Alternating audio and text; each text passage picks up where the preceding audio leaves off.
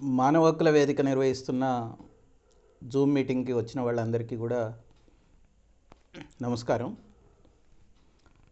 భారతదేశం ఎంత పెద్దదో, ఎంత వైవిధ్యమైనదో, ఎంత విశాలమైనదో, అంతకంటే విస్తృతమైనటువంటి వైవిధ్యపూరితమైనటువంటి సమస్యలతో వ్యవసాయ రంగం కూడా ఉంది.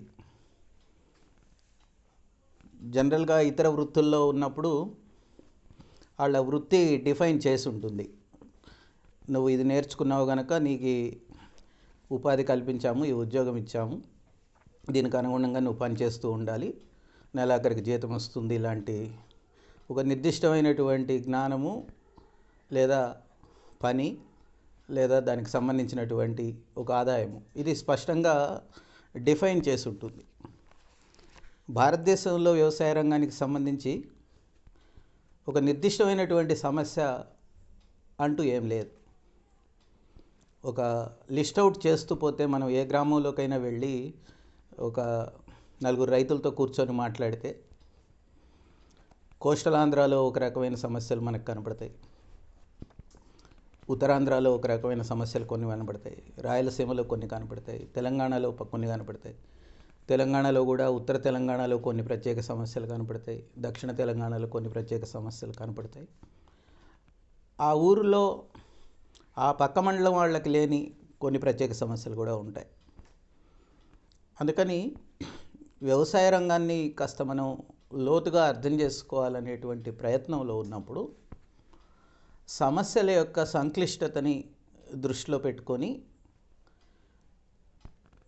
ప్రతి సమస్యని కొంత లోతుగా అర్థం చేసుకోవాల్సి ఉంటుంది. అదేవిధంగా సమస్యలన్నిటికీ ఒకే పరిష్కారం కూడా లేదు. ఒక్కొక్క సమస్యకి ఒక్కొక్క పరిష్కారం అవసరం అవుతుంది, ఒక్కో రకమైనటువంటి చర్య అవసరం అవుతుంది, ఒక్కో రకమైనటువంటి చట్టం అవసరం అవుతుంది, ఒక్కో రకమైనటువంటి విధానం అవసరం అవుతుంది. సమస్య ఒకటి కాదు, పరిష్కారాలు కూడా ఒకటి కాదు. ముఖ్యంగా భారతదేశంలో 29 రాష్ట్రాలలో కొన్ని కోట్ల మంది రైతులు గ్రామీణ ప్రాంతంలో ఇప్పటికీ వ్యవసాయాన్ని జీవనోపాధిగా ఎంచుకొని బతుకుతున్నారు. కొన్ని కోట్ల మంది వ్యవసాయ కూలీలు అదే వ్యవసాయం మీద ఆధారపడి జీవనోపాధి పొందుతున్నారు. చాలామంది చేతి వృత్తుల వాళ్ళు ఈ వ్యవసాయ ఉత్పత్తి ప్రక్రియలో, మార్కెటింగ్ ప్రక్రియలో, నిల్వలో, ప్రాసెసింగ్లో, రవాణాలో ఇంకా కొన్ని లక్షల మంది, కోట్ల మంది బతుకుతున్నారు.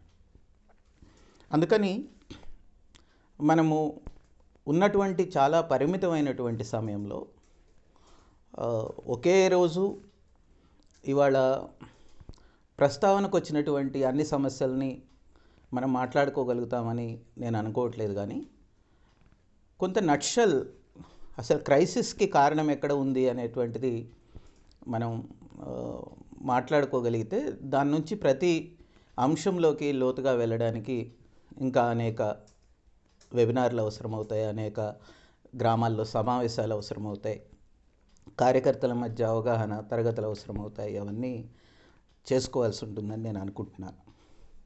ఎందుకంటే ఒక సీరియస్గా ఒక 10 ఏళ్ళుగా గ్రామీణ వ్యవసాయ రంగంలో ఒక కార్యకర్తగా పనిచేస్తున్నప్పుడు, వివిధ అంశాలను అధ్యయనం చేయడానికి ప్రయత్నం చేస్తున్నప్పుడు అంతర్జాతీయంగా వస్తున్నటువంటి మార్పులు, వాటి ఫలితాలు భారతదేశ వ్యవసాయం మీద పడుతున్న అది గమనిస్తున్నప్పుడు, లేదా తెలంగాణలో ప్రత్యేకంగా వ్యవసాయ రంగం ఎదుర్కొంటున్నటువంటి సమస్యల మీద కొంచెం లోతుగా చూస్తున్నప్పుడు ఈ సంక్లిష్టత మరింత పెరుగుతుంది, తగ్గడం లేదు.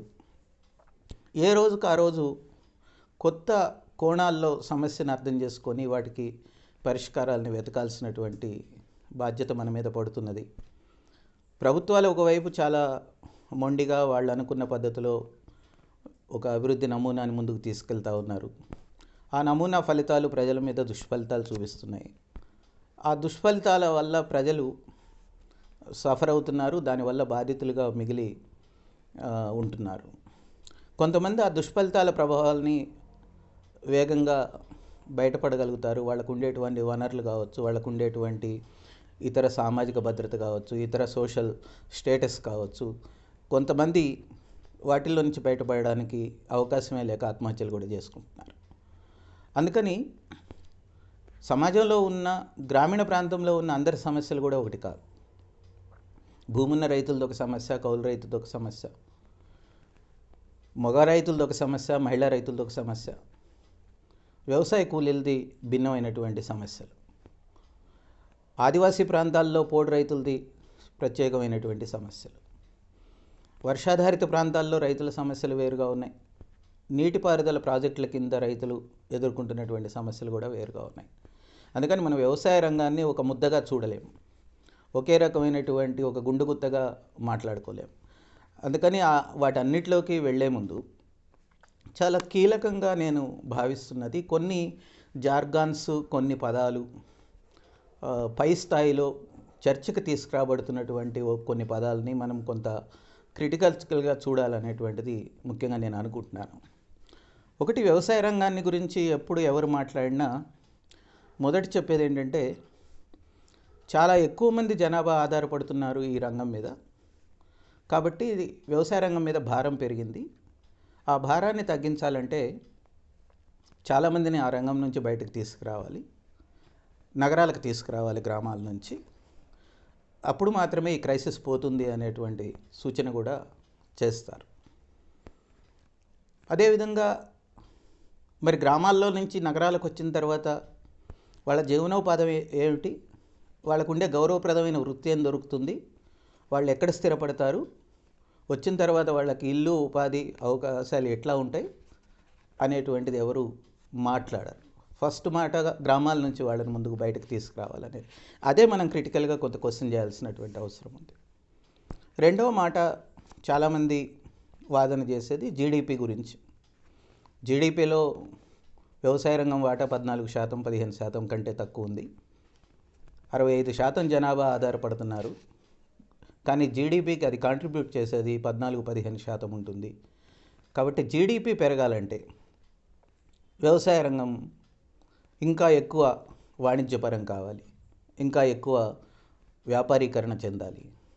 ఆ తర్వాత అక్కడ పెట్టుబడులు ఎక్కువ వెళ్ళాలి, అది కూడా ప్రైవేట్ పెట్టుబడులు ఎక్కువ వెళ్ళగలిగితే మార్కెట్ విస్తారంగా పెరిగి అక్కడ జీడిపి పెరుగుతుంది అనేటువంటిది ఇంకొక వాదన.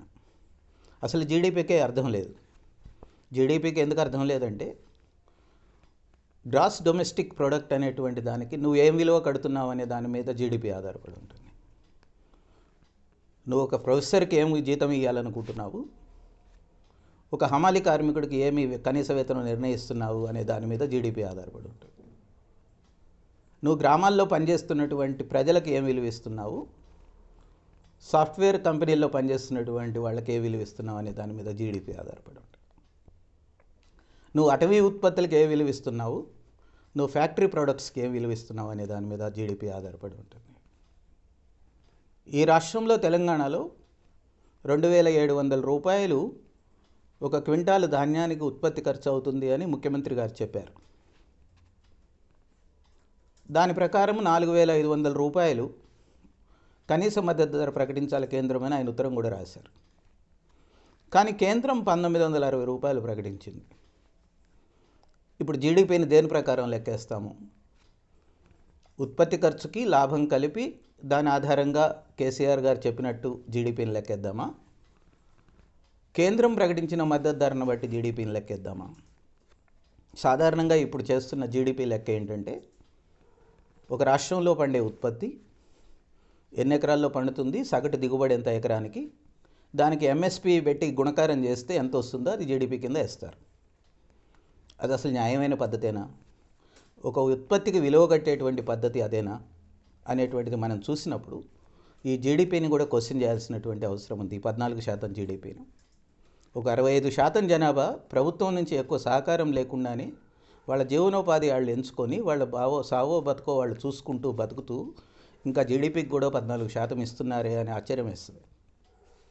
చాలామంది అటువంటి ఉపాధి చేస్తున్న వాళ్ళు కానీ, అంత ఆదాయాలు పొందుతున్నటువంటి వాళ్ళు కానీ, పారిశ్రామిక రంగం కానీ ఇస్తున్నటువంటి, పారిశ్రామిక రంగంలో ఆధారపడి ఉన్నటువంటి వాళ్ళ సంఖ్యతో పోల్చినప్పుడు అది ఇస్తున్నటువంటి జీడిపి ఎంత? అందుకని సేవా రంగానికి ఎటువంటి విలువ కడతావు, ప్రాథమిక ఉత్పత్తి రంగంగా ఉన్న వ్యవసాయ రంగానికి ఏ విలువ కడతావు అనే దాన్ని బట్టి జీడిపి ఆధారపడి ఉంటుంది. అందుకని జీడిపిని మనము టేకన్ ఫర్ గ్రాంటెడ్గా ఎవరు చెప్పినా, అది యూనివర్సిటీల్లో చెప్పినా బయట ఇంకెవరు చెప్పినా జీడిపినే క్వశ్చన్ చేయాల్సినటువంటి అవసరం ఉందని నేను అనుకుంటున్నాను. తలసరి ఆదాయం కూడా అంతే. ఇప్పుడు తెలంగాణ రాష్ట్రంలో తలసరి ఆదాయం సుమారుగా 2,40,000 రూపాయలు. ఒక తలసరి ఆదాయం ఒక వ్యక్తికి 2020 లెక్కల ప్రకారం.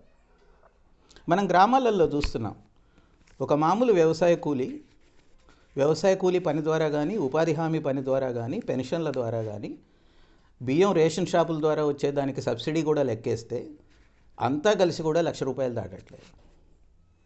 ఒక కుటుంబం యొక్క ఆదాయమే, ఒక 5 ఎకరాల రైతు కుటుంబం యొక్క ఆదాయాన్నే మనం కూర్చొని కనుక లెక్కేస్తే అది 1,00,000 కంటే దాటట్లేదు.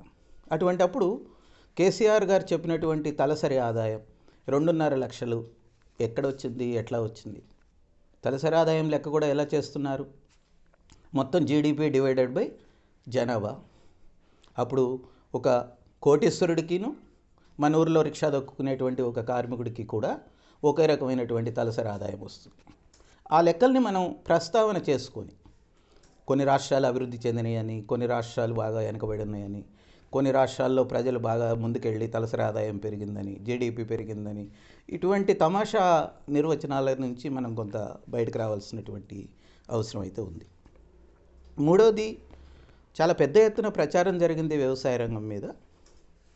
వ్యవసాయ రంగంలో ఉండేటువంటి వనరులు చాలా చిన్న కమతాలు అవ్వడం, ఎకరం 2 ఎకరాల కంటే మించినటువంటి కమతాలు కాకపోవడం, కాబట్టి దాంట్లో ఉండేటువంటి ఉత్పాదకత, ప్రొడక్టివిటీ చాలా తక్కువగా ఉండడం, దానివల్ల కూడా చాలా పెద్ద సమస్య ఉంది.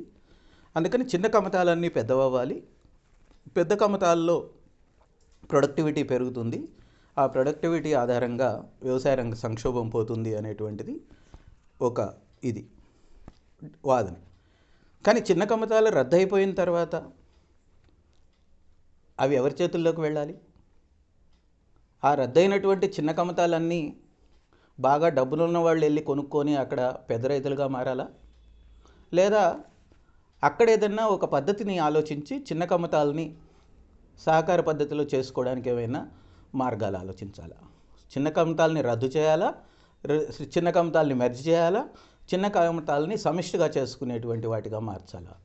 స్పష్టంగానే మనం మాట్లాడాలి. ప్రతి పదానికి ఒక నిర్దిష్టమైనటువంటి అర్థం ఉన్నప్పుడు ప్రతి పదాన్ని కూడా మనం జాగ్రత్తగానే చిన్న కమతాలు పోవాలి అని మాట్లాడడం కాకుండా చిన్న కమతాల మధ్య సమిష్టీకరణ జరగాలి, వాళ్ళందరూ కలిసి పని చేసుకోగలిగితే బాగుంటుంది అనేటువంటిది మాట్లాడాల్సినటువంటి అంశం చిన్న కమతాల గురించి మాట్లాడుకునేటప్పుడు. నాలుగవది, ఒక సామాజిక మార్పు చాలా పెద్ద ఎత్తున వచ్చింది సమాజంలో. ఇవాళ భూమి ఒక ఉత్పాదక వనరుగా లేదు, ఒక జీవనోపాధి వనరుగా కూడా లేదు. అది చాలామంది దృష్టిలో ఒక ఆస్తిగా మారింది, ఒక అసెట్గా మారింది. నువ్వు ఎంత భూమి ఉంది, ఎన్ని ఎకరాల భూమి ఉంది, ఎన్ని గజాల భూమి ఉంది నగరాల్లో అయితే, వాటి విలువ ఎంత, ఎన్ని లక్షలు, మీ ఊర్లలో ఈ 10 ఏళ్లలో పెరిగిన భూముల విలువ ఎంత అనేటువంటి చర్చ చాలా పెద్ద ఎత్తున సాగుతున్నటువంటి దశ దేశం అంతా. ఒక రకంగా భూమిని జీవనోపాధిగా, మీ భూమిలో ఎంతమంది పనిచేస్తారు, ఎంతమంది జీవనోపాధి ఉంది, ఎంతమంది దాని మీద ఆధారపడి బతుకుతున్నారు అనే చర్చ కంటే గ్రామాల్లో కానీ బయట కానీ జరుగుతున్న చర్చ ఏమిటంటే మన ఊర్లో ఎంత భూమి ఉంది, ఎకరం రేట్ ఎంత ఉంది అనేటువంటి చర్చ జరుగుతున్నది. వ్యవసాయాన్ని అర్థం చేసుకునేటప్పుడు భూమిని ఒక ఉత్పాదక వనరుగా మనం కనుక చూస్తే, భూమిని ఒక జీవనోపాధి వనరుగా కనుక మనం చూస్తే చర్చ యొక్క స్వభావం కానీ స్వరూపం కానీ మారిపోతుంది. మనం చర్చించేటప్పుడు భూమిని ఎట్లా చూస్తాము అనేటువంటి ప్రశ్న కూడా చాలా స్పష్టమైనటువంటిది. చిన్న కమతాలు భూమి ఏకీకరణ గురించి లేదా భూమి పెద్ద కమతాలుగా మారడం గురించి మాట్లాడే భాషలోనే మనం మాట్లాడాల్సినటువంటి అవసరం లేదు.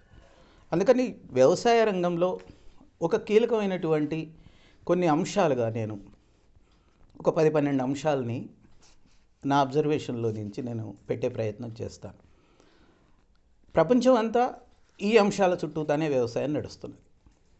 ఒకటి, ఎక్కువ మందికి సహజ వనరుల మీద హక్కులు ఉన్నాయా, ఎవరికి సహజ వనరుల మీద హక్కులు ఉన్నాయి అంటే, సహజ వనరులు అంటే గ్రామానికి సంబంధించి చూస్తే భూమి, ఉమ్మడి భూములు, ఆ ఊరిలో ఉన్నటువంటి చేపల చెరువులు, ఆ ఊరు చుట్టూ ఉండేటువంటి కొండ ప్రాంతాలు, ఇవి ఉమ్మడి భూములు. వాటిని సహజ వనరులుగా కనుక మనం చూస్తే అవి ఎవరి చేతుల్లో ఉన్నాయనేటువంటి ప్రశ్న దగ్గర వ్యవసాయ రంగాన్ని మనం అర్థం చేసుకోవడం ప్రారంభించాలి. రెండవది, ఈ పేద కుటుంబాలకి, చాలా చిన్న కమతాల వాళ్ళకి నిజంగా ఎంత భూమి ఉంది వాళ్ళ చేతుల్లో, ఆ భూమి ఆ కుటుంబానికి తగినంత ఆదాయాన్ని ఇచ్చే విధంగా ఉందా లేదా? చాలా చిన్న కమతాలు ఉన్నాయి, దాంట్లో వస్తున్న ఆదాయం ఎంత, ఆ ఆదాయం ఆ కుటుంబం యొక్క జీవనోపాధికి కానీ ముందుకెళ్ళడానికి కానీ పనికొస్తుందా లేదా అనేటువంటిది చాలా ముఖ్యమైనటువంటి ప్రశ్న. మూడవది, ఒక వ్యవసాయం కొనసాగడానికి అవసరమైనటువంటి నీటి వనరులు, కనీస నీటి వనరులైనా, క్రిటికల్ ఇరిగేషన్ ఇవ్వడానికి కావలసినటువంటి కనీస నీటి వనరులైనా ఉన్నాయా లేవా అనేటువంటిది మనం చూడాల్సినటువంటి ఒక కోణం. నాలుగవది, వ్యవసాయానికి చాలా కీలకమైనటువంటి వ్యవసాయ ఉపకరణాలు ఏ మేరకి అక్కడ ఉండేటువంటి రైతులకు అందుబాటులో ఉన్నాయి, ఏ ధరలకు అందుతున్నాయి అనేటువంటిది మనం చూడాల్సినటువంటి అంశం. అది విత్తనాలు కావచ్చు, ఎరువులు కావచ్చు, ఈవెన్ సేంద్రియ ఎరువు కావచ్చు, పురుగు మందులు కావచ్చు, లేకపోతే ఇతర వ్యవసాయ ఉపకరణాలు కావచ్చు. ఒక ప్రత్యేకమైనటువంటి ప్రాంతంలో ఒక పంటల సస్యరక్షణలో ఎదురవుతున్నటువంటి ప్రత్యేక సమస్యలు ఏంటి? కొన్ని ప్రాంతాలలో విపరీతమైనటువంటి పురుగులు తెగుళ్ళ సమస్య ఉంటున్నది, కొన్ని ప్రాంతాల్లో ఉండదు. కొన్ని ప్రాంతాలలో, మొక్కజొన్న లాంటి ప్రాంతాలలో మనం మొన్న చాలా పెద్ద ఎత్తున ఒక సమస్యను ఎదుర్కోవడానికి కత్తెర పురుగుని ఒక సమస్యగా మనం గుర్తించాం. చాలా ప్రాంతాలలో పత్తిలో గులాబీ పురుగు ఒక పెద్ద సమస్యగా మనకు ఉంది. కొన్ని ప్రాంతాల్లో ఎక్కువ ఉంటుంది, కొన్ని ప్రాంతాల్లో తక్కువ ఉంటుంది.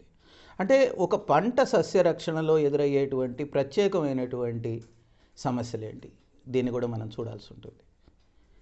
ఐదవది, అన్నిటికంటే ముఖ్యమైనది, వాతావరణంలో వస్తున్నటువంటి మార్పులు, క్లైమేట్ చేంజ్ గురించి మనం చాలా మాట్లాడుకుంటున్నాము. దాని ఎఫెక్ట్స్ ఎలా ఉన్నాయి ఆ గ్రామ రైతుల మీద? అది భారీ వర్షాలు పడడం కావచ్చు, లేదా అక్కడ చెరువు కట్ట తెగిపోవడం కావచ్చు నిండి, లేదా నది తీర ప్రాంతం అంతా పంట పొలాల మీదుగా ప్రవహించడం కావచ్చు, లేదా వడగండ్ల వాన పడగడం కావచ్చు, లేదా చాలా పెద్ద ఎత్తున పిడుగులు పడి పశు సంపద లేదా మనుషులు చనిపోవడం గురించి కావచ్చు. వీటి పరిస్థితి ఎట్లా ఉంది అనేటువంటిది మనం చాలా స్పష్టంగానే మాట్లాడుకోవాలి. రెండోది, పంట పండిన తర్వాత మార్కెట్కి వచ్చేటువంటి క్రమంలో ఆకస్మికంగా ధరలు ఎందుకు పడిపోతున్నాయి, ఎందుకు నిలకడగా ఉండట్లేదు అనేటువంటిది కూడా మనం చర్చించాలి. సగటు దిగుబడులు కూడా ఎందుకు పడిపోతున్నాయి? ప్రభుత్వం 29 క్వింటాళ్ళు పండుద్ది అని ఒక సీజన్లో చెప్పింది తెలంగాణలో వరి ధాన్యం, 34 క్వింటాళ్ళు పండుద్ది అని ఒక సీజన్లో చెప్పింది. అంతిమంగా క్రాప్ రిపోర్ట్ వచ్చిన తర్వాత 23 క్వింటాళ్ళు పండిందని చెప్పింది. ఎంత ఎగుడు దిగుళ్ళు ఉంటున్నాయి? సగటు దిగుబడులు ఎందుకు స్థిరంగా లేవు, ఎందుకు అకస్మాత్తుగా పడిపోతున్నాయి? సీజన్ ప్రారంభంలో అంచనా వేసిన దానికి, సీజన్ ఎండింగ్లో నిజంగా రియలైజ్ అయిన దానికి మధ్య ఈ వ్యత్యాసం ఎందుకు ఉంటున్నది అనే విషయాన్ని కూడా మనం అర్థం చేసుకోవాలి. అదేవిధంగా కేవలం స్థానిక మార్కెట్లే కాదు, ఇవాళ 1995 తర్వాత WTO వచ్చిన తర్వాత, ప్రపంచ వాణిజ్య సంస్థ వచ్చిన తర్వాత అంతర్జాతీయ మార్కెట్లో ప్రభావాలు మన స్థానిక రైతుల మీద ఎట్లా పడుతున్నాయి అనేటువంటిది చాలా కీలకమైనటువంటి అంశంగానే మనం అర్థం చేసుకోవాలి. ఇవాళ ఈ దేశంలో మొక్కజొన్న పండినా మొక్కజొన్న దిగుమతి చేసుకుంటున్నాం, పప్పు ధాన్యాలు పండినా పప్పు ధాన్యాలు దిగుమతి చేసుకుంటున్నాం, చక్కెర పండినా చక్కెర దిగుమతి చేసుకుంటున్నాం, పత్తి పండినా పత్తి దిగుమతి చేసుకుంటున్నాం. ఒక బియ్యం తప్ప మనం అన్ని వ్యవసాయ ఉత్పత్తుల్ని ఇతర దేశాల నుంచి దిగుమతి కూడా అవుతున్నాయి. ఎగుమతి దిగుమతుల్లో ఉండేటువంటి ఈ సమస్య వల్ల భారతదేశ రైతుల మీద పడుతున్నటువంటి ప్రభావాలు ఎట్లా ఉన్నాయి అనేటువంటిది చాలా లోతుగానే మనం ప్రతి సంవత్సరం ఏం జరుగుతుంది, ఎగ్జిమ్ పాలసీ అంటాం మనం, ఎక్స్పోర్ట్ ఇంపోర్ట్ పాలసీని, ఆ పాలసీ కేంద్ర ప్రభుత్వం ఎందుకు ఇంత అస్తవ్యస్తంగా అమలు చేస్తున్నది, వంట నూనెల దిగుమతులు కూడా ఎందుగా పెరిగిపోయినాయి, ఎందుకు మన దగ్గర వంట నూనెలు అసలు పడట్లేదు, ఏ కంపెనీలు దాన్ని డిక్టేట్ చేస్తున్నాయి వంట నూనెల దిగుమతుల్ని అనేటువంటిది కూడా మనం లోతుగా ఆలోచించాల్సినటువంటి సమస్య. వీటికి మించి మౌలిక వసతుల గురించి మనం చాలా మాట్లాడతాం, కానీ ఇప్పటిదాకా కూడా ఒక అభివృద్ధి జార్గాన్లో, అభివృద్ధి గురించిన భాషలో గ్రామీణ మౌలిక వసతుల గురించినటువంటి చర్చనే లేదు. నగరాల్లో ఉండేటువంటి మౌలిక వసతుల గురించి ఉన్నంత చర్చ, అది ఫ్లైఓవర్లు కావచ్చు, ఎయిర్పోర్ట్లు కావచ్చు, ఓడరేవులు కావచ్చు, లేకపోతే రోడ్లు కావచ్చు, వెడల్పాటి రోడ్లు కావచ్చు, స్కై ఓవర్లు కావచ్చు, 100 రకాల వీటి గురించి మనం మాట్లాడుకున్నంతగా గ్రామాలలో అవసరమైనటువంటి మౌలిక వసతులు ఏమున్నాయి, ఏం లేవు. అది చిన్న సన్నకారు రైతుల యొక్క ఆదాయాలను ఎట్లా ప్రభావితం చేస్తున్నాయి, లేదా గ్రామీణ ప్రాంతంలో రైతుల యొక్క జీవనోపాధులను ఎట్లా ప్రభావితం చేస్తున్నాయి మౌలిక వసతులు లేకపోవడం అనేది కూడా మనం కీలకంగానే మాట్లాడాలి. ఇంకొకటి, ఉత్పత్తి ఖర్చులు బాగా పెరిగిపోతున్నాయి. భూమి కౌలు రేట్లు పెరుగుతున్నాయి, వ్యవసాయ కూలీల రేట్లు పెరుగుతున్నాయి. అదే సందర్భంలో విత్తనాలు, ఎరువులు, పురుగు మందుల రేట్లు పెరుగుతున్నాయి. యంత్రాలను కిరాయికి తీసుకుంటే రేట్లు పెరుగుతున్నాయి. వీటన్నిటి యొక్క కారణంగా ఉత్పత్తి ఖర్చులు పెరుగుతున్నాయి, కానీ సగటు ఆదాయాలు పడిపోతున్నాయి.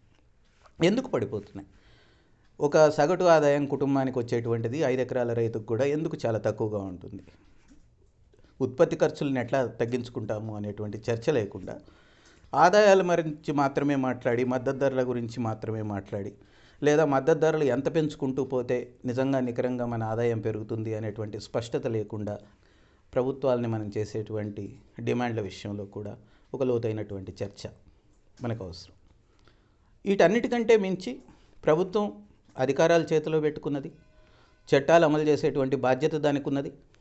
ప్రతి సంవత్సరం బడ్జెట్లను కూడా దాని చేతుల్లోనే పెట్టుకున్నది. దానికి వచ్చేటువంటి రెవెన్యూ ఆదాయం నుంచి ఎంత వ్యవసాయ రంగం మీద పెడుతుంది, ఎంత పెట్టాలి, ఏటికి పెట్టాలి, ఎవరికి పెట్టాలి, దేనికోసం పెట్టాలి అనేటువంటిది ఒక స్పష్టమైనటువంటి చర్చ అవసరమవుతుంది. ఈ చర్చ ప్రభుత్వాల విధానాలని ప్రభావితం చేసే విధంగా జరగాల్సి ఉంటుంది. కేవలం బడ్జెట్లో వ్యవసాయ రంగానికి కేటాయింపులు పెంచాలి, ఇప్పుడు 6% 10% ఉంది, దాన్ని 20% పెంచాలని అడిగితే కుదిరేటట్లేదు.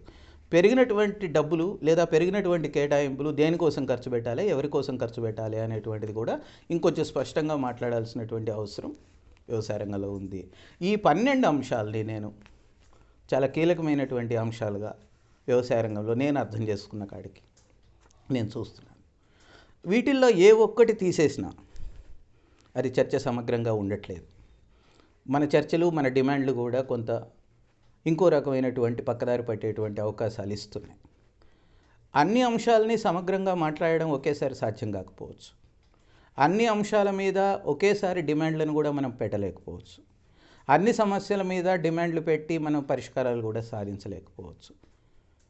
కానీ మనం ఒక వ్యవసాయ రంగ సమస్యల్ని అర్థం చేసుకోవడానికి ఒక కీలకమైనటువంటి అన్ని అంశాల మీద మనం మాట్లాడుకునేటప్పుడు ఎటువంటి డిమాండ్లను మనం ముందుకు తెస్తాము, ఏ విషయాల్ని ప్రభుత్వాల ముందు పెడతాము, ఏ విషయాల్ని ప్రజల్లో ప్రచారం చేస్తాము, వాళ్ళని ఎడ్యుకేట్ చేస్తాము, వాళ్ళకి ట్రైనింగ్లు ఇస్తాము, వాళ్ళని కొంత నచ్చజెప్తాము, ఏ విషయాలని రైతులకు నచ్చజెప్పాలి, ఏ విషయాల మీద ప్రభుత్వాలను ఒత్తిడి చేయాలి అనేటువంటి గీత కూడా చాలా స్పష్టంగానే మనకు అవసరం అవుతుంది.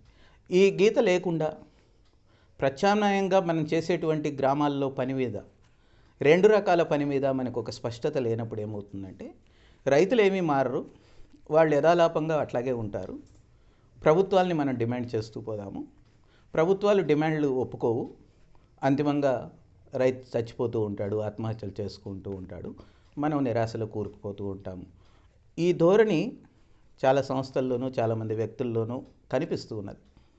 పనిని ఎట్లా మనం ఆలోచిస్తాము, వ్యవసాయ రంగంలో పనిని, లేదా వ్యవసాయ రంగంలో మనం పని చేసి డిమాండ్లు చేసి ఒక సంస్థగా మనం పనిచేయాలనుకుంటే అనుకున్నప్పుడు అంశాల మీద ఎంత స్పష్టత అవసరమో పరిష్కారాల మీద కూడా అంతే స్పష్టత మనకి అవసరమవుతుందని నేను అనుకుంటున్నాను.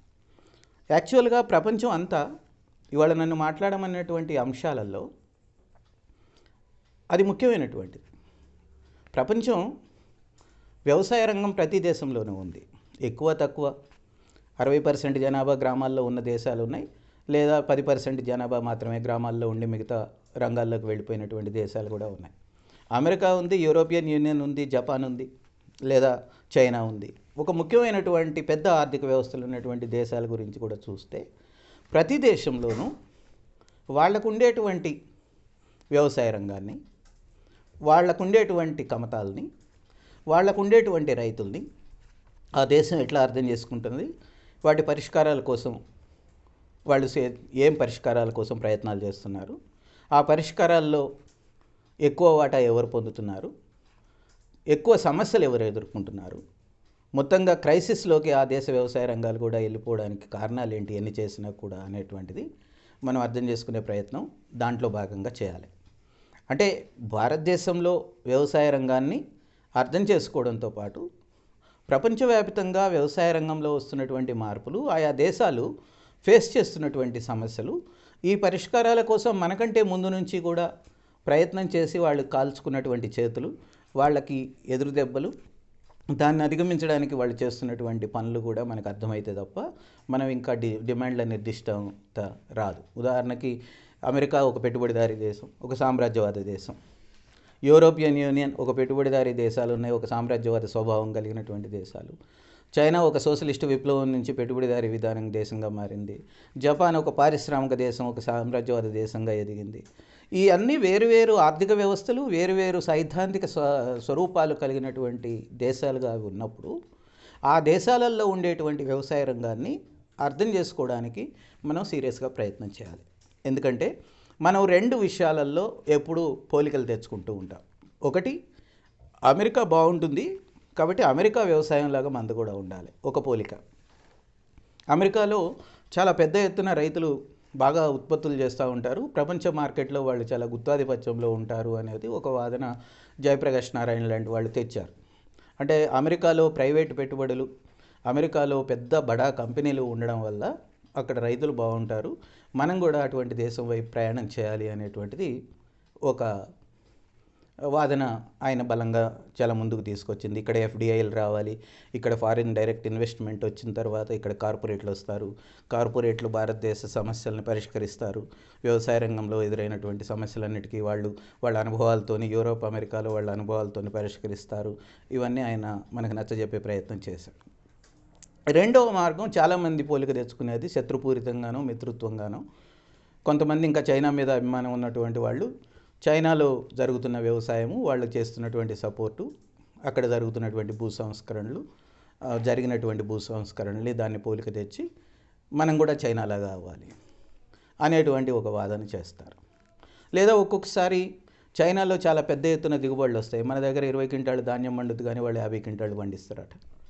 అమెరికాలో 60 క్వింటాళ్ళు పండుతుందట మొక్కజొన్న, మన దగ్గర 20 క్వింటాళ్ళు కూడా సరిగ్గా పండదు. ఈ టైప్ ఆఫ్ పోలికలు తెచ్చుకొని ఆ దేశాల వాతావరణాన్ని, ఆ దేశాల భూముల స్వభావాన్ని, ఆ దేశాల్లో ఎండ కొట్టే 12 గంటలు కొడుతుందా ఎండ, 10 గంటలు కొడుతుందా, 9 గంటల మీద కొడుతుందా అని దాంతో సంబంధం లేకుండా దిగుబడుల గురించినటువంటి చర్చ కానీ భారతదేశంలో జనరల్గా జరుగుతుంటుంది. అంటే అమెరికాలాగా ఉండాలి, చైనాలాగా ఉండాలి అనేటువంటి విషయాలు. లేదా ఎవరైనా ఆస్ట్రేలియా, న్యూజిలాండ్ వెళితే అదే అక్కడ సూపర్ అబ్బాయి ఇంకా అసలు భలే చేస్తారు అనేటువంటి వాదన కూడా మనకి వినిపిస్తారు.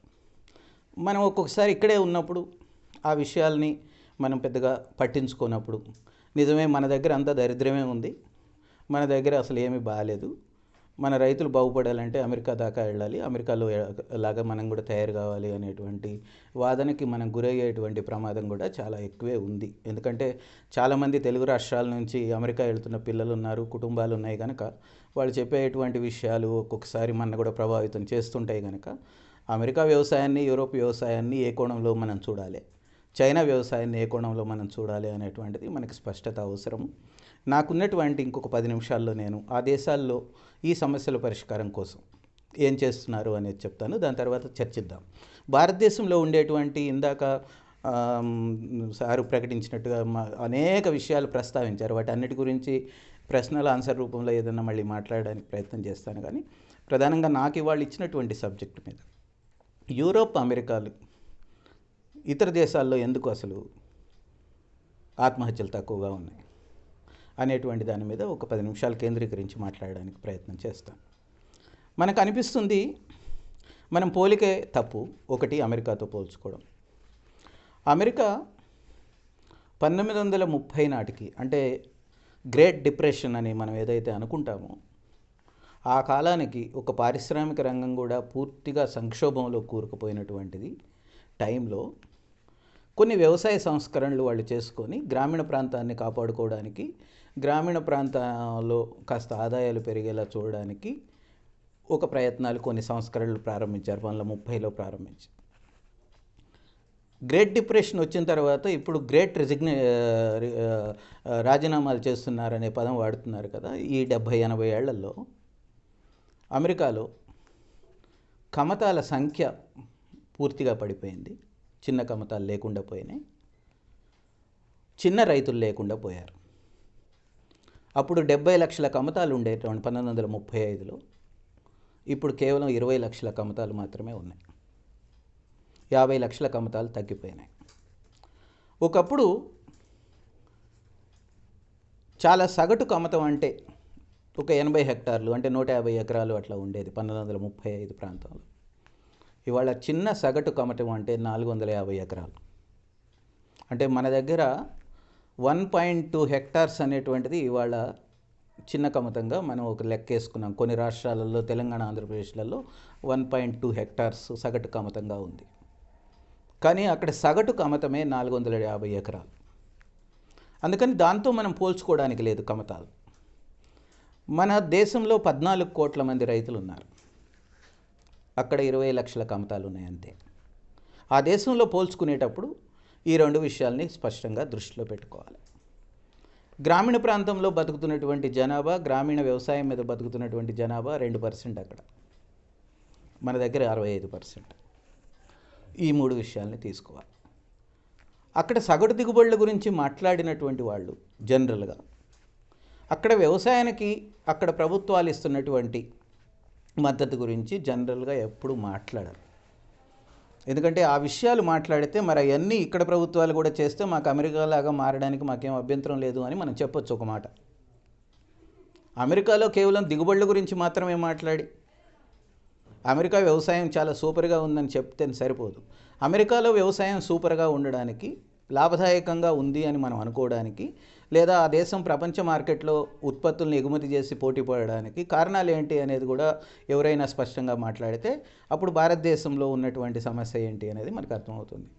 రెండు విషయాలు, ఒకటి చైనా వ్యవసాయాన్ని, అమెరికా వ్యవసాయాన్ని, ఈ రెండింటిని పోల్చి 2019లో అసలు ఏంటి రెండు దేశాల వ్యవసాయ రంగము ఎదుర్కొంటున్నటువంటి సమస్య ఏంటి అని ఒక నివేదిక బయటకు వచ్చింది. దాన్ని చదివినప్పుడు మనకు అర్థమవుతున్నది ఏంటంటే ఒక 9-10 అంశాలు వాళ్ళు ఎదుర్కొంటున్నటువంటి వ్యవసాయ రంగ సమస్యలుగా మనకు బయటకు వచ్చినాయి. ఒకటి, రెండు దేశాలలోనూ కూడా వ్యవసాయ రంగం పర్యావరణ పరంగా పూర్తిగా ధ్వంసం అయిపోయింది. రెండు చాలా పెద్ద ఎత్తున వ్యవసాయం కొనసాగిస్తున్న దేశాలు, ప్రపంచ దేశాలలో ఒక ఆధిపత్యం కలిగినటువంటి దేశాలుగా మనం చెప్పుకుంటున్నటువంటి రెండు దేశాల్లోనూ కూడా, అమెరికాలో, చైనాలో పర్యావరణ పరంగా చాలా పెద్ద సమస్యలను ఎదుర్కొంటున్నారు. అన్నిటికంటే ముఖ్యమైనటువంటి సమస్య ఏంటంటే ఆ దేశంలో చాలా ప్రాంతాల్లో భూగర్భ జలాలు అడుగంటిపోయినాయి. కారణం ఏంటంటే విచ్చలగా వేడిగా వాడుతున్నటువంటి సాగునీటి వినియోగం. కొన్ని పంటలకి 80% నీళ్లు, కాలిఫోర్నియా ఉదాహరణ తీసుకుంటే కాలిఫోర్నియాలో ఆల్మండ్ ఒక ముఖ్యమైనటువంటి పంట, జీడిపప్పు. ఆ పంటకి ఆ రాష్ట్రంలో ఉన్న మొత్తం నీళ్లలో 80% నీళ్ళని ఆ పంటకు వాడుతున్నారు, 20% మాత్రమే మిగతా రాష్ట్రం అంతా వాడుకుంటుంది. విపరీతమైనటువంటి నీళ్ల వాడకం ఉండేటువంటి పంటలు విస్తారంగా వెళ్ళడము అనేటువంటిది, దానివల్ల భూగర్భ జలాలు చాలా పెద్ద ఎత్తున అడుగంటిపోవడం అనేటువంటిది ఆ దేశం ఎదుర్కొంటున్నటువంటి చాలా ముఖ్యమైనటువంటి సమస్యల్లో నిర్ధారించారు. రెండవది, దేశంలో ఒక 3-4 పంటలు మాత్రమే మిగిలి మిగతా వైవిధ్యం అంతా నశించిపోయినట్టుగా ప్రకటించారు. అమెరికాలో సోయాబీన్, మొక్కజొన్న, గోధుమ, వరి, ఈ 4 పంటలు మాత్రమే 90% భూముల్లో ఆక్రమించినాయి. మిగతా 10% భూముల్లో కొన్ని ఉద్యాన పంటలు ఉన్నాయి. మిగతా పంటలన్నీ కూడా మాయమైపోయినాయి. వైవిధ్యం పూర్తిగా తగ్గిపోయినటువంటి పరిస్థితి ఉన్నది. ఆ 4 పంటలు మాత్రమే మిగిలినాయి. చైనాలో కూడా మొక్కజొన్న, వరి, గోధుమ, లాంటి పంటలే, సోయా, ఈ పంటలే అక్కడ కూడా మొత్తం భూములను ఆక్రమించి వైవిధ్యం బాగా తగ్గిపోయింది. ముఖ్యంగా వరి చాలా విస్తారంగా పండిస్తున్నటువంటి దేశంగా అది ఉండింది. దానివల్ల ఈ 4 పంటల్లోనూ, అమెరికాలో అయితే ఈ 3 పంటలు ప్రధానంగా మొక్కజొన్న, సోయా, గోధుమ, వరిలో 2 పంటలు పూర్తిగా జన్యుమార్పిడి పంటలు, సోయా కానీ మొక్కజొన్న కానీ. వాళ్ళ ఆహారంలో చాలా కీలకమైనటువంటి ఆహారం జన్యుమార్పిడి పంటల ఆహారం. ఈ జన్యుమార్పిడి పంటల ఆహారం వల్ల వస్తున్నటువంటి సమస్యలు ఏంటి అనేది బోల్డ్ అనే రిపోర్ట్లు ఇప్పటికే అమెరికా నుంచి వచ్చినాయి. America ఉత్పత్తులన్నింటినీ Europe నిషేధించింది. మీ వ్యవసాయ ఉత్పత్తులు ఒక్కదాన్ని కూడా మేము కొనము, మీరు జన్యుమార్పిడి పంటలు పండిస్తున్నారు, ఆ పంటలు మాకు కూడా చేటు చేస్తాయని యూరోప్ అసలు వ్యవసాయ ఉత్పత్తుల దిగుమతుల్ని మానేస్తుంది. అమెరికాలో ఉండేటువంటి జనాభాలో 40% జనాభా ఎప్పుడోకప్పుడు వాళ్ళ జీవితకాలంలో క్యాన్సర్కు గురవుతారు అని అమెరికన్ ప్రెసిడెంట్ డాక్టర్స్ ప్యానెల్ స్పష్టంగా ప్రకటించింది. అమెరికాలో 2 రకాల కారణాల రీత్యా ఈ క్యాన్సర్లు పెరగచ్చు. ఒకటి ఇండస్ట్రియల్ పొల్యూషన్, వీటి గురించి పక్కన పెడితే వ్యవసాయంలో జన్యుమార్పిడి పంటలు, వ్యవసాయంలో వాడుతున్నటువంటి విపరీతమైనటువంటి పురుగు మందులు, ఎరువులు, వ్యవసాయంలో వాడుతున్నటువంటి గ్లైఫోసేట్ లాంటి కలుపు మందులు, ఈ 3 కూడా మొత్తం వ్యవసాయ రంగాన్ని, ఉత్పత్తులని విషపూరితం చేసేసాయి. వీటన్నిటి కారణంగా ఎప్పటికైనా 40% జనాభా ఆ దేశంలో క్యాన్సర్కి గురి కావచ్చు అని చెప్పి అమెరికన్ డాక్టర్స్ ప్యానెల్ ప్రకటించింది. 3-4 సంవత్సరాల నాడే ఈ రిపోర్ట్ వచ్చింది. ఇవాళ ఎదుర్కొంటున్నటువంటి అన్ని ప్రత్యేకమైనటువంటి లక్షణాలలో ఈ పురుగు మందుల కాలుష్యం ఒకటి, ప్లస్ భూగర్భ జలాలు విచ్చలవిడిగా పైకి తీసుకురావడం వల్ల భూమిలో ఉండేటువంటి అనేక లవణాలు భూమి మీద పేరుకుపోతూ ఉన్నాయి, భూసారాన్ని తగ్గిస్తూ ఉన్నాయి. భూమిలో పంటలు పండాల్సినంతగా పండట్లేదు, దిగుబడులు తగ్గిపోతూ ఉన్నాయి. ప్లస్ మొత్తం స్వేచ్ఛా మార్కెట్గా ఉంది. వాల్మార్ట్ లాంటి పెద్ద కంపెనీలు ఉన్నాయి, కార్గిల్ లాంటి పెద్ద కంపెనీలు ఉన్నాయి. రిటైల్ మార్కెట్లో వాళ్ళందరూ చాలా పెద్ద ఛాంపియన్స్గా ఉన్నారు. వాళ్ళు నేరుగా ఉత్పత్తులు రైతుల నుంచి కొంటున్నారు. మనకు అటువంటి కంపెనీలు కావాలి అని మన వాళ్ళు చెప్పేటువంటి దాంట్లో ఇప్పుడున్న పరిస్థితి ఏంటంటే, గత 3 సంవత్సరాలుగా 4 సంవత్సరాలుగా ముఖ్యంగా వ్యవసాయ ఉత్పత్తుల ధరలన్నీ చాలా వేగంగా పడిపోతున్నాయి. వినియోగదారుల మార్కెట్లో అమెరికా ప్రజలు కొనుక్కునే ఉత్పత్తుల రేట్లు తగ్గట్లేదు, కానీ వ్యవసాయ ఉత్పత్తుల ధరలన్నీ చాలా వేగంగా పడిపోతున్నాయి. ఇది ఒక పెద్ద సమస్యగా ఈ 3-4 ఏళ్లలో అమెరికా ఎదుర్కొంటున్నటువంటి ఒక సమస్య. ఒకవేళ అమెరికాలో ఫామ్ బిల్ అనేటువంటిది ప్రతి 5 ఏళ్లకు ఒకసారి పెడతారు. 2018లో పెట్టారు, 2023 దాకా అది అమల్లో ఉంటుంది. ఈ ఫామ్ బిల్ పార్లమెంట్లో చాలా సీరియస్ చర్చల తర్వాత ఆమోదిస్తారు. 2 లాబీలు పనిచేస్తుంటాయి. ఈ ఫామ్ బిల్ని ఆమోదం చేసుకోవడానికి చాలా పెద్ద ఎత్తున వ్యవసాయ ఉత్పత్తుల్లో ఉండేటువంటి కంపెనీలన్నీ రంగంలోకి వస్తాయి. దానికి వ్యతిరేకంగా వినియోగదారుల సంఘాలు, దానికి వ్యతిరేకంగా నగరాల్లో ఉండేటువంటి వినియోగదారులందరూ కూడా ముందుకు వస్తారు. 2 లాబీలు బలంగా పనిచేస్తాయి. కాకపోతే చివరికి ఫామ్ బిల్ గెలుస్తుంది. ఈ ఫామ్ బిల్ అమెరికన్ వ్యవసాయ రంగంలో చాలా కీలకమైనటువంటిది. ఎందుకు కీలకమైందంటే, మొత్తం వ్యవసాయ రంగానికి రక్తాన్నిచ్చి, డబ్బుల్నిచ్చి నిలబెట్టేది ఈ ఫామ్ బిల్. ఈ ఫామ్ బిల్ ఈ 5 ఏళ్ల కాలానికి సుమారుగా $480 బిలియన్ కేటాయించింది, ఒక 5-6 రకాల సహాయం చేయడానికి. 10 ఏళ్లకి మొత్తంగా 2018 నుంచి 2028 దాకా 10 ఏళ్ల కోసం $870 బిలియన్ కేటాయించింది. 1 బిలియన్ అంటే 7,400 కోట్లు మన కరెన్సీ. అటువంటి 840 కోట్లు కేటాయించింది, 840 బిలియన్లు కేటాయించింది ఒక 10 ఏళ్లకి. దాని అర్థం ఏంటంటే, ప్రపంచంలో అన్ని దేశాల్లో కంటే వ్యవసాయ రంగానికి అమెరికా బడ్జెట్లో కేటాయించినటువంటి డబ్బులు చాలా అతి ఎక్కువ. విపరీతమైనటువంటి బడ్జెట్ అది. మనం అసలు ఊహించలేము దాని చుట్టూ, దాని లెక్కలు అంకెలు మనం వేసుకొని చూస్తే కాగితం మీద మనం ఊహించనన్ని డబ్బులు. అమెరికాలో ఉండేటువంటి రైతుల జనాభా అమెరికాలో కేటాయించినటువంటి బడ్జెట్తో కనుక డివైడ్ చేస్తే ఒక్కో రైతుకి $60,000 సబ్సిడీ అందుతుంది. $60,000. డాలర్ అంటే ఇవాళ 75 రూపాయలు ఉంది. అంటే $60,000 ఒక రైతుకి ప్రతి సంవత్సరం సబ్సిడీ అందుతుంది. భారతదేశంలో మనం కేటాయించేటువంటి డబ్బుల్లో బడ్జెట్లో ఒక 3-4 రకాల సబ్సిడీలకి, ఎరువుల సబ్సిడీ కావచ్చు, యాంత్రీకరణ సబ్సిడీ కావచ్చు, కొంచెం బ్యాంకు రుణాల మీద వడ్డీ రాయితీ కావచ్చు, పంటల బీమా కావచ్చు, ఈ 4-5 రకాలకి మనం కేటాయించేటువంటి సబ్సిడీ మొత్తం ఒక రైతుకి $200. మనమేమో భారతదేశం $200 ఇస్తున్నది ఒక రైతుకి, అమెరికా $60,000 ఇస్తున్నది. అమెరికా రైతుకు అందుతున్నటువంటి డబ్బులు మనం ఇక్కడ 100 ఎకరాల కమతాల పెద్ద రైతుకు కూడా వచ్చే ఆదాయం కాదు. సబ్సిడీ మీద అందుతున్నటువంటి డబ్బులు. చాలా విచిత్రమైనటువంటి పరిస్థితి ఏమిటంటే, భారతదేశం మీద WTO కోర్టులో అమెరికా కేసేసింది. ముఖ్యంగా 2 విషయాలని వాళ్ళు కేసులో వేశారు. ఒకటి, భారతదేశంలో కనీస మద్దతు ధరలు ప్రకటిస్తున్నారు, దానివల్ల అంతర్జాతీయ మార్కెట్లో ధరలు వక్రీకరణకు గురవుతున్నాయి, కాబట్టి మద్దతు ధరలని తీసేయాలి.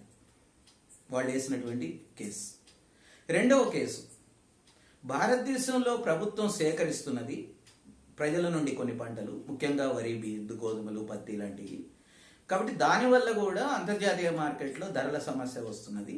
WTO రూల్స్ ప్రకారం ఈ 2 భారతదేశం మానేయాలి. అప్పుడే అంతర్జాతీయ మార్కెట్లో భారతదేశం న్యాయమైన పోటీలో ఉండగలుగుతుంది అని అమెరికా WTO కోర్టులో వేసింది. బ్రెజిల్ కూడా ఒక కేసు వేసింది భారతదేశం మీద. భారతదేశంలో ఉండే చెరుకు రైతులకి ఒక మినిమం సపోర్ట్ ప్రైస్ ప్రకటించడం అనేటువంటిది, ఫెయిర్ ప్రైస్ అనేటువంటిది ఒక దాన్ని ప్రకటించడం అనేటువంటి దానివల్ల వాళ్ళు చెరుకు చక్కెరను ఎక్కువ ఉత్పత్తి చేసి అంతర్జాతీయ మార్కెట్లోకి వదిలే దేశం కనుక బ్రెజిల్, వాళ్ళు కూడా ఒక కేసు వేశారు మన మీద, మీరు ఫెయిర్ ప్రైస్ని ప్రకటించకూడదు చెరుకుకి అని చెప్పి. అంతర్జాతీయ మార్కెట్లో అందరికంటే ఎక్కువ సబ్సిడీలు ఇచ్చి ఉత్పత్తుల్ని చాలా చౌక ధరలకి మార్కెట్లోకి తెచ్చేది అమెరికా, తర్వాత యూరోపియన్ యూనియన్, దాని తర్వాత చైనా. వీళ్ళు అంతర్జాతీయ మార్కెట్లో ధరల్ని చాలా క్రాష్ చేసేస్తారు. అనివార్యంగా మనం అక్కడికి ఏ యొక్క ఎగుమతిని కూడా చేయలేని పరిస్థితుల్లో పడిపోతాము. మన ఉత్పత్తి ఖర్చులు బట్టి ఒక రకమైనటువంటి ఒక దగ్గర ఆగిపోతాం. మనం ఆ రేటుకి అంటే తక్కువకి ఇవ్వడానికి వీలైనటువంటి పరిస్థితుల్లో ఉంటాము. కానీ అమెరికా ఒక 6-7 రకాల సబ్సిడీలను ఇస్తున్నది. ప్రతి రైతుకి $60,000 ఇస్తున్నది. ప్రతి సంవత్సరము కనీసము $100 బిలియన్ ఖర్చు పెడుతున్నది. అమెరికా ఇస్తున్న సబ్సిడీలు చాలా కీలకమైనటువంటి నిర్ణయాలు ఏంటి? ఒకటి, ఎగుమతి సబ్సిడీలు ఇస్తున్నారు వాళ్ళు. ఒకవేళ ఒక పత్తి ₹1 తయారైతే ఉత్పత్తి ఖర్చు అమెరికాలో, వాళ్ళ సబ్సిడీ మొత్తం ₹1.50 సబ్సిడీ తీసుకున్నటువంటి రైతుకి అది ఫ్రీగా ఇస్తే మాత్రం ఏమిటి? కాబట్టి అంతర్జాతీయ మార్కెట్లో పత్తి రేట్లు పడిపోతాయి. భారతదేశంలో ఉండేటువంటి జిన్నింగ్ మిల్లుల వాళ్ళు, స్పిన్నింగ్ మిల్లుల వాళ్ళు పత్తి అంతర్జాతీయ మార్కెట్లో కొనుక్కుంటారు, మనకేం మద్దతు ధర ఇచ్చి కొనరు. అమెరికా ఇట్లా ప్రతి సంవత్సరం ఒక 3-4 సంవత్సరాలు వరుసగా పత్తికి విపరీతమైనటువంటి సబ్సిడీలు ఇవ్వడం వల్ల ఒక ఆఫ్రికన్ దేశాల అధ్యక్షులు అందరూ కలిసి ఒక ఉత్తరం రాశారు WTOకి, ఐక్యరాజ్య సమితికి. ఆ అమెరికాని కనీసం కట్టడి చేయండి లేదా మేము చచ్చిపోతాము అని. అంటే అమెరికా ఇస్తున్నటువంటి సబ్సిడీలు, అమెరికా ఎగుమతి సబ్సిడీలు ప్రపంచంలో ఇంకా ఏ దేశాల వాళ్ళు తమ ఉత్పత్తుల్ని అంతర్జాతీయ మార్కెట్లోకి తీసుకొచ్చి అమ్ముకోవడానికి అవకాశం లేకుండా చేస్తున్నాయని ఆ లెటర్ సారాంశం. 2, ఎగుమతి సబ్సిడీలు ఒకటే కాదు. ఒకవేళ ఒక రైతు, మనం రైతు అనే భాషలోనే మాట్లాడుకుందాం, వాస్తవానికి అక్కడ ఉన్న 80% భూమి కంపెనీల చేతుల్లో ఉంది, 20% మాత్రమే ఫ్యామిలీ ఫార్మ్స్ అంటారు వాటిని, చిన్న కమతాలు. అంటే 400 ఎకరాలు 1000 ఎకరాలు ఉండేటువంటి వాటిని చిన్న కమతాలు అంటారు. మిగతా అన్నీ కూడా చాలా పెద్ద కమతాలుగా ఉన్నాయి. చాలా ఆశ్చర్యం వేస్తుంది. అమెరికాలో ఉండేటువంటి మొదటి వ్యక్తి చేతుల్లో, ఒక వ్యక్తి చేతుల్లో మొదటి 100 మంది పేర్లు వాళ్ళు ప్రకటించారు. దాంట్లో జాన్ మెలోన్ అని, ఆయన చేతుల్లో 22 లక్షల ఎకరాల భూమి ఉంది అమెరికా దేశంలో. ఆయన ఒక్కడికే 22 లక్షల ఎకరాల భూమి ఉంది. ఆయన రైతుగా అక్కడ మన లిస్టు ప్రకారం ఆయన రైతు. మనకి మైక్రోసాఫ్ట్ అమ్మినటువంటి బిల్ గేట్స్, ఈయనకి రకరకాల భూమి ఉంది. కొండలు, గుట్టలు, ఏడారి ప్రాంతాలు ఇవన్నీ కూడా ఈయనకున్నాయి. కానీ అతిపెద్ద ఫామ్ ల్యాండ్ కలిగినటువంటి, పంటలు పండేటువంటి భూమి కలిగినటువంటి పెద్ద రైతు బిల్ గేట్స్. సుమారుగా 2.5 లక్షల ఎకరాలు ఆయన చేతుల్లో ఉంది. ఇదేదో కంపెనీల చేతుల్లో కాదు, ఆయన వ్యక్తిగతమైనటువంటి ఒక రైతుగా ఆయన పేరు మీద ఉన్నటువంటి భూమి. ఇట్లాంటి వాళ్ళు 100 మంది లిస్టు వాళ్ళు వేశారు. ఫోర్బ్స్ లిస్టులో ఉన్న ఎక్కినటువంటి వాళ్ళు అందులో 30 మంది. అంటే విపరీతమైనటువంటి ఆస్తులు ఇతర బిజినెస్ల ద్వారా సంపాదించి భూముల మీద కూడా కబ్జా పెట్టుకున్నటువంటి రైతులు వాళ్ళు ఫోర్బ్స్ లిస్టులో ఉంటారు. వీళ్ళందరికీ కూడా వ్యవసాయ సబ్సిడీలు వెళ్తాయి. మళ్ళీ వాళ్ళ భూముల్లో పండినటువంటి ప్రతి పంటకి రేట్ వెళ్తుంది. ఎగుమతి చేసుకుంటే దానికి వస్తుంది. రిటైల్ మార్కెట్లో వాళ్ళు అమ్ముకుంటే నష్టపోతే వాళ్ళకు కూడా మళ్ళీ డబ్బులు వస్తాయి. అంటే ఈ 100 మంది చేతుల్లో సుమారుగా 3 కోట్ల ఎకరాల భూమి ఉంది. ఈ 100 మంది చేతుల్లో మాత్రమే. అంటే అతి పెద్ద రైతులు ఉన్నటువంటి అమెరికా వ్యవసాయాన్ని గురించి మనం మాట్లాడేటప్పుడు అక్కడ వెళ్ళేటువంటి సబ్సిడీలు కూడా ఎవరికి వెళ్తాయి ఎక్కువ అని అంటే ఈ పెద్ద కమతాలు ఉండేటువంటి రైతులకి వెళ్తాయి. ఒక పెద్ద సమస్య ఏంటంటే అక్కడ అందరికీ ఈక్వల్ అన్నట్టుగా ఉంటుంది, కానీ ఎక్కువ భాగం ఈ అగ్రికల్చర్ సబ్సిడీలన్నీ ఎక్కువ భాగం ఈ పెద్ద రైతులకే వెళ్తున్నాయి అనేటువంటిది ఒక లెక్క. ఎంత వెళ్తున్నాయి? ఒక ఆర్టికల్లో నేను చదివింది ఏంటంటే సబ్సిడీల్లో 80% వ్యవసాయ రంగ కంపెనీలకు వెళ్తున్నాయి, మిగిలిన 20% మాత్రమే ఇతర రైతులకు వెళుతున్నాయి అనేటువంటిది ఒక లెక్క. రెండోది, ఇప్పుడు ఇంత కేటాయించిన తర్వాత కూడా బడ్జెట్లో డబ్బులు గత 5 ఏళ్లలో 2014 నుంచి 2018 దాకా ఏదైతే 5 ఏళ్ల కాలం నడిచిందో ఆ కాలంలో $400 బిలియన్ రైతులు నష్టపోయారు అని చెప్పి కూడా వాళ్ళదే నివేదిక వచ్చింది. అంటే నువ్వు పంప్ చేస్తే కూడా, పెద్ద ఎత్తున సబ్సిడీలు పంప్ చేస్తే కూడా రైతులు నష్టపోతూనే ఉన్నారు. వాళ్ళ నష్టాల విలువ $400 బిలియన్. అంటే ఇదే పద్ధతిలో ఒకవేళ ఏ కారణం చేతనైనా ఎగుమతి సబ్సిడీలు కానీ ఇతర సబ్సిడీలు కానీ అమెరికా ప్రభుత్వం ఆపేస్తే మొత్తం అమెరికా ఆర్థిక వ్యవస్థ కూలిపోతుంది, అమెరికా వ్యవసాయ రంగ వ్యవస్థ కూలిపోతుంది. ఈ కంపెనీలన్నీ చాలా పెద్ద ఎత్తున మూతపడతాయి. వాళ్ళు చేస్తున్నటువంటి ఎగుమతుల్లో యూరోపియన్ యూనియన్ కమిషన్ ఒక రిపోర్ట్ రిలీజ్ చేసింది. వాళ్ళు చేస్తున్నటువంటి ఎగుమతుల్లో అకస్మాత్తుగా 1 సంవత్సరం సబ్సిడీలు ఆపితే 40% ఎగుమతులు పడిపోతాయి అమెరికా నుంచి. అంటే అమెరికా వాళ్ళు ఎగుమతి చేయడం కానీ, ఉత్పత్తి చేయడం కానీ, రిటైల్ మార్కెట్లోకి సరుకుల్ని తీసుకురావడం అనేటువంటి దాని వెనక చాలా పెద్ద ఎత్తున ప్రభుత్వం ఇస్తున్నటువంటి సబ్సిడీలు ఉన్నాయి.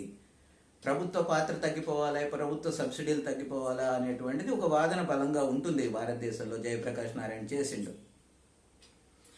కానీ అమెరికా వ్యవసాయంలో అతిపెద్ద సబ్సిడీలు పొందుతున్నటువంటి వాళ్ళందరూ వాళ్ళే వ్యవసాయ ఉత్పత్తుల మార్కెట్లలోనూ ఉన్నారు. వాల్మార్ట్ లాంటి షాప్కి, చాలా పెద్ద రిటైల్ చైన్స్కి ఒక ఇంటర్వ్యూ చదివాను నేను బిల్ గేట్స్ది. వాళ్ళ ఫార్మ్స్ నుంచి 2.5 లక్షల ఎకరాల నుంచే ప్రధానమైనటువంటి కూరగాయలును, ఆలుగడ్డలు లాంటివన్నీ వెళ్తాయి. ఒక పెద్ద రిటైల్ చైన్కి ఆయన సప్లై చేస్తూ ఉంటాడు. కానీ విషాదం ఏమిటంటే 400 ఎకరాలు, 600 ఎకరాలు, 800 ఎకరాలు ఉన్నటువంటి చిన్న రైతులు వాల్మార్ట్ లాంటి కంపెనీల దోపిడీకి తట్టుకోలేక, వాళ్ళు ఇచ్చే రేట్లకి వాళ్ళకి గిట్టుబాటు కాక చాలా ఫార్మ్స్ని కోల్పోతున్నారు.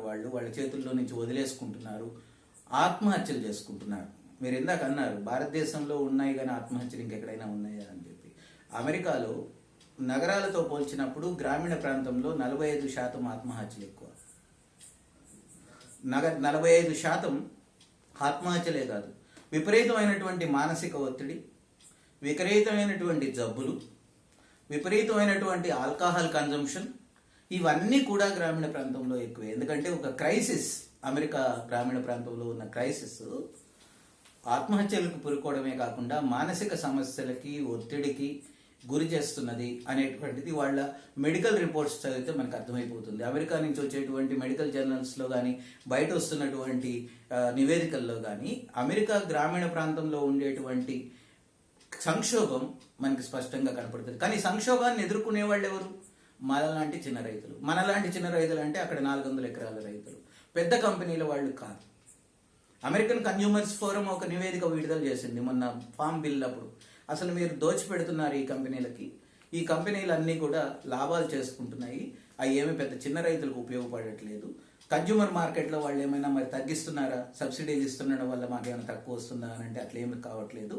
మేము చెల్లిస్తున్న కన్జ్యూమర్ ప్రైస్లో కేవలం 20% మాత్రమే రైతుకు వెళుతున్నది, 80% ఈ కంపెనీలు మధ్యలో తీసుకుంటున్నాయి. కాబట్టి కన్జ్యూమర్ మార్కెట్లో రేట్లు తగ్గుతాయి సబ్సిడీల వల్ల అని చెప్పేటువంటిది ఉట్టి మాట అని చెప్పి వాళ్ళ కన్జ్యూమర్ ఒక రిపోర్ట్ రిలీజ్ చేశారు. వాళ్ళకు ఉత్తరం రాశారు పార్లమెంట్కి, అయ్యా మీరు ఈ వ్యవసాయ సబ్సిడీలన్నీ మానేయండి, అవన్నీ పెద్ద రైతులకు వెళ్తున్నాయి, చాలా అవినీతికి గురవుతున్నాయి, ఎవడు పడితే వాడు తీసుకుంటున్నాడు, వ్యవసాయం చేయని వాడు తీసుకుంటున్నాడు, వ్యవసాయం చేయనటువంటి రైతులు కౌలుకి ఇచ్చేసి వాళ్ళ భూముల్ని 50% భూములు కౌలుకి ఇచ్చారు, వాళ్ళకేం వెళ్ళట్లేదు, వీళ్ళే తీసుకుంటున్నారు. మన దేశంలో లాంటి ఘోషే. ఆ లెటర్ అంతా చదివితే మనకి ఏమర్థం అవుతుందంటే మనం ఇప్పుడు ఏవైతే మాట్లాడుతున్నామో ఆ విషయాలే వాళ్ళు ఆ ఉత్తరంలో రాశారు. ఎట్లా పెద్ద కంపెనీలకి ఈ సబ్సిడీ మొత్తాలు వెళ్తున్నాయి అనేటువంటిది అంతా మనకు అర్థమవుతుంది. వినియోగదారీ మార్కెట్లో ఎట్లా కన్జ్యూమర్స్కి ఉపయోగపడే విధంగా రేట్లు ఏం తగ్గట్లేదు అనేది కూడా మనకు అర్థమవుతుంది. అందుకని అమెరికన్ వ్యవసాయం అనేటువంటిది నిలబడి ఉన్నదే కేవలం ప్రభుత్వం ఇచ్చేటువంటి సబ్సిడీల మీద, ప్రభుత్వ పాలసీల మీద. అమెరికన్ ప్రెసిడెంట్ ఇండియాకి వస్తే ఆడి చుట్టూతో వచ్చేటువంటి వాళ్ళల్లో 4 వ్యవసాయ ఉత్పత్తుల కంపెనీల వాళ్ళే వస్తారు. వాల్మార్ట్ వాడు వస్తాడు, మోన్సాంటో వాడు వస్తాడు, ఒక కార్గిల్ వాడు వస్తాడు, ఇంకొకడు ఎవడో వస్తాడు. వీళ్ళందరూ వీడి ప్రతినిధి బృందంలో వస్తాడు. ఇక్కడ అమెరికా మన నల్గొండలో ఎట్లా వాల్మార్ట్ షాప్ పెట్టాలి, నిజామాబాద్లో ఎట్లా షాప్ పెట్టాలి, వైజాగ్లో ఎట్లా షాప్ పెట్టాలి అనేటువంటి ఒప్పందాలు చేసుకోకపోవడానికి వాళ్ళు వస్తున్నటువంటి పరిస్థితి ఉన్నది.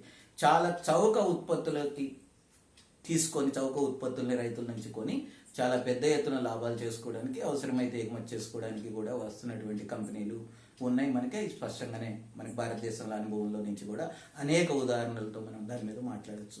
యూరోపియన్ యూనియన్ కూడా దీనికి భిన్నంగా లేదు. అతిపెద్ద సబ్సిడీలు పొందేటువంటి కుటుంబం ఎవరైనా ఉన్నారంటే బ్రిటన్లో అది రాజకుటుంబం. రాజకుటుంబం కింద ఉండేటువంటి మొత్తం వ్యవసాయ భూములకి బ్రిటన్ పార్లమెంటు ఆమోదించిన బడ్జెట్ నుంచి సబ్సిడీలు వెళ్తాయి. యూరోపియన్ యూనియన్లో చాలా దేశాలు అట్లాంటి సబ్సిడీలు ఇస్తున్నాయి. ఫ్రాన్స్ ఇస్తున్నది, కెనడా ఇస్తున్నది, ఆస్ట్రేలియా ఇస్తున్నది. ఒక న్యూజిలాండ్ మాత్రమే తగ్గించింది సబ్సిడీలని. ఆస్ట్రేలియాలో సగటు కమ్మతం 4000 ఎకరాలు. ఒక చిన్న రైతు అంటే అక్కడ 4000 ఎకరాలు ఉంది. ఇక్కడ కూడా అన్ని పెద్ద ఫార్మ్స్, పశువుల ఫార్మ్స్, లేకపోతే పాల ఉత్పత్తులు, పశువులను మేపేటువంటి ఫార్మ్స్, ఇట్లాంటి ఫార్మ్స్ ఆస్ట్రేలియాలో, న్యూజిలాండ్లో చాలా ఎక్కువ ఉన్నాయి. మొన్న మనం రద్దు చేయించినటువంటి, అందరం పోరాడి రద్దు చేయించినటువంటి RCEP ఒప్పందం ఉంది, regional council for agriculture trade అనే దాంట్లో ఒక రద్దు అయిన భారతదేశాన్ని మేము సంతకం పెట్టమని చెప్పిన దాంట్లో ఆస్ట్రేలియా, న్యూజిలాండ్ ఉండి వాళ్ళు డిమాండ్ ఏంటంటే మా దగ్గర విపరీతమైనటువంటి పాల ఉత్పత్తులు ఉన్నాయి, వాటిని మార్కెట్ కావాలి, కాబట్టి RCEP దేశాలు దాన్ని అంగీకరించి దిగుమతులకి అనుమతించాలి, దిగుమతుల సబ్సిడీలు తగ్గించాలి అనేటువంటిది వాళ్ళు పెట్టినటువంటి డిమాండ్.